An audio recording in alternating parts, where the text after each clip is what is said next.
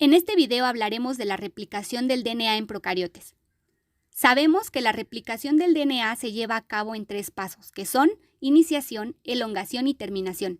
Pero en este video vamos a discutir solo la parte de la iniciación a detalle. Empecemos.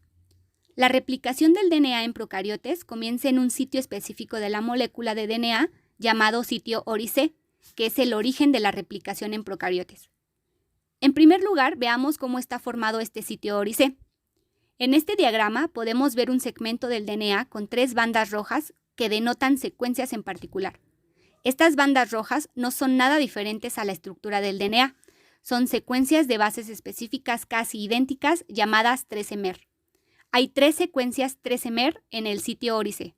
13-mer se refiere a que es una secuencia de 13 nucleótidos, los cuales son guanina, adenina, timina, citosina, timina, cualquier otro nucleótido, después 3 veces más timina, adenina y de nuevo 3 veces timina, y sus bases complementarias, por lo que las 3 regiones marcadas en color rojo tienen secuencias de 13 bases.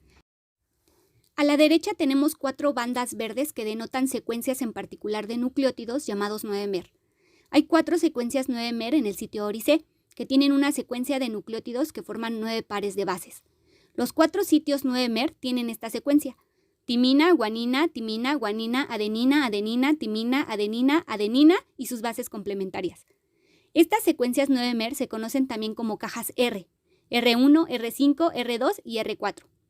Entre las cajas R1 y R5 se encuentra un sitio de unión para la proteína IHF, o factor de integración al hospedero, por sus siglas en inglés. Y entre las cajas R2 y R4 hay un sitio de unión a la proteína FIS.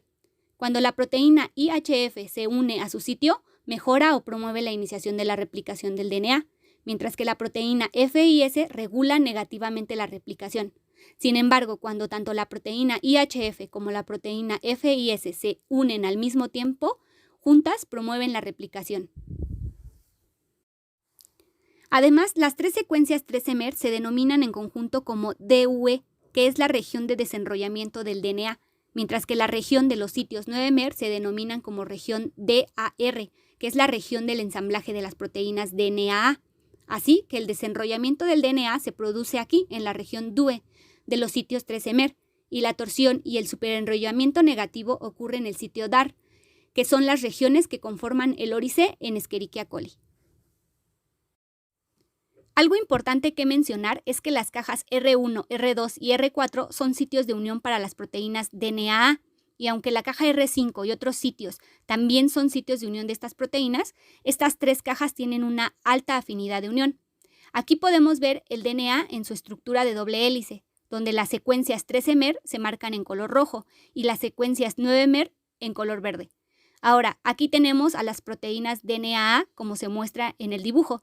Estas proteínas pueden estar unidas a ADP o a ATP. Estas proteínas se unen a las secuencias 9-mer, también conocidas como cajas R. De esta manera, la unión de las proteínas DNA a la región DAR ocasiona que el DNA se enrolle alrededor de ellas. Esto induce la presión topológica, que en última instancia provoca la desnaturalización de los sitios 13-mer ricos en adenina y timina que se encuentran a la izquierda. La energía es suministrada por moléculas de ATP unidas a la proteína DNA, por lo que el segundo paso es la unión de las proteínas SSB a las cadenas de DNA para prevenir que se vuelvan a unir. Las proteínas SSB se unen antes o después de la unión de la helicasa. Con esto se concluye el desenrollamiento del DNA. En esta parte se muestra el diagrama donde ahora tenemos los enlaces de hidrógeno uniendo a las bases de ambas cadenas de DNA. Pero para que las cadenas de DNA se separen por completo y para dar espacio a la enzima DNA polimerasa para el proceso de replicación, los enlaces de hidrógeno deben romperse primero, y para ello los procariotes tienen a la proteína DNAB, que es una enzima helicasa, quien se encuentra formando un complejo con la proteína DNAC que actúa como cargador de la helicasa, ya que se trata de una ATPasa. Su trabajo es llevar a la helicasa al sitio DUE del DNA y una vez que hidroliza el ATP, se desprende de la helicasa, ya que pierde afinidad.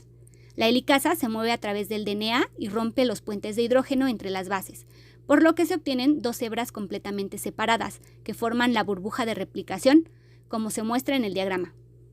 Una vez formada la burbuja de replicación, la proteína DNAG que es una enzima primasa, se une a cada una de las cadenas y forma primers en forma de pequeños fragmentos de RNA. Finalmente, los procariotes tienen a la DNA polimerasa 3 como enzima principal de la replicación, la cual tiene una estructura compleja como se muestra en la figura. Tiene dos abrazaderas o pinzas beta diferentes para la cadena principal y la cadena rezagada, que le permiten a la polimerasa permanecer relacionados con el DNA. El complejo gamma de la polimerasa 3 actúa como cargador de cada pinza deslizante en el DNA y ayuda al avance de esta enzima.